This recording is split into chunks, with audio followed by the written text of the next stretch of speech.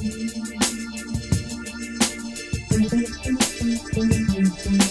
deep in my soul.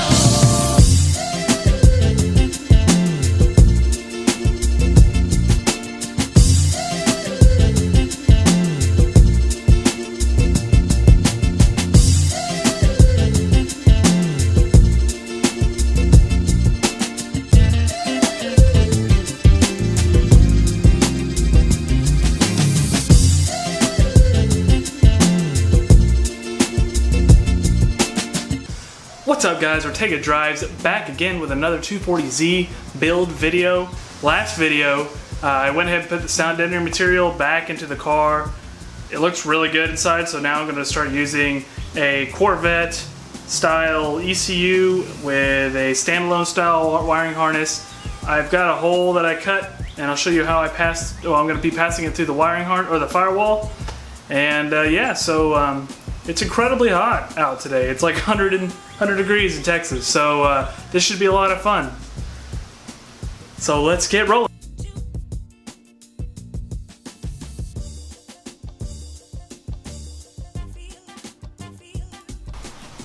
So here's the parts in question. First thing is this, and this is the Delphi ECU. I got it used, obviously. It's pretty old. Maybe like, I think it's like a 03, but it's definitely a C5 Corvette ECU. I'm gonna clean this up so it looks pretty nice in the car. I also got this used, standalone style wiring harness. It's kind of dusty, but it's actually pretty sweet. It's got everything labeled, so it makes everything super easy to connect. There's not a whole lot to it, so you can see. It looks like a lot. All that stuff connects to your motor. All that stuff connects to your computer. It comes with a OBD2 port, so you can plug in your OBD2 sensor stuff. It comes with a little relay box, and I really don't know what this part is, but it looks like it just, I don't know what this connects into yet. The rest should be pretty easy. I think this is a transmission connector, which I won't need since it's not an automatic.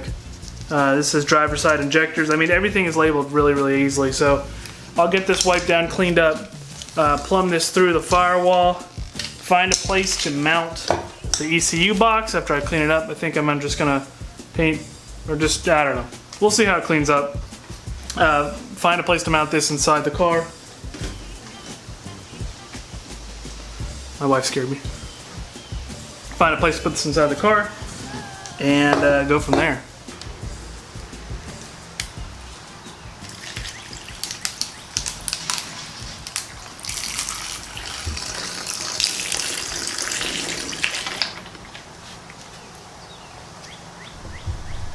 Let's get this thing cleaned up. It's kind of gross. Just gonna knock off some of the heavier stuff.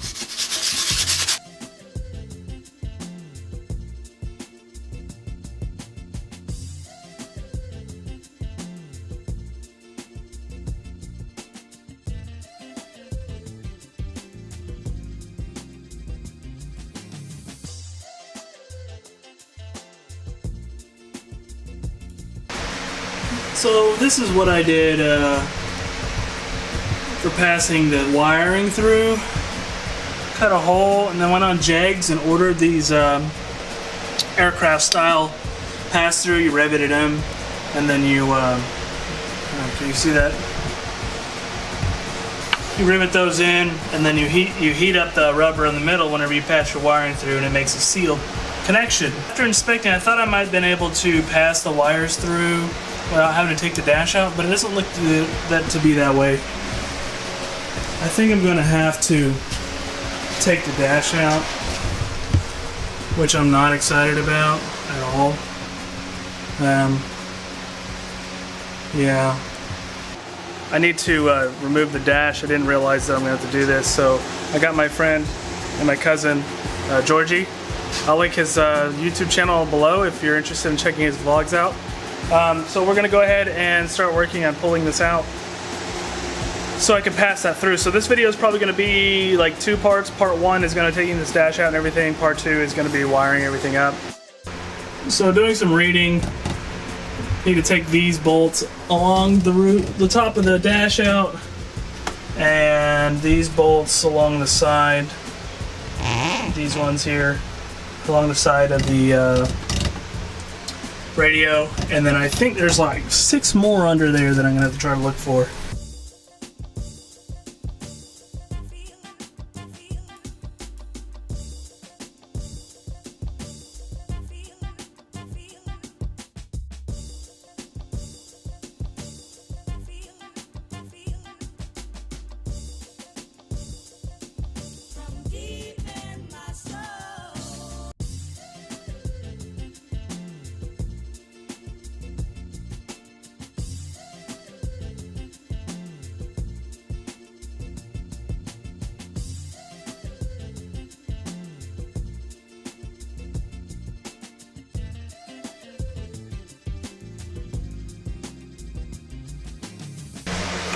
Alright, so I got it loose. Just go ahead and slide that out. There's a couple wires in here.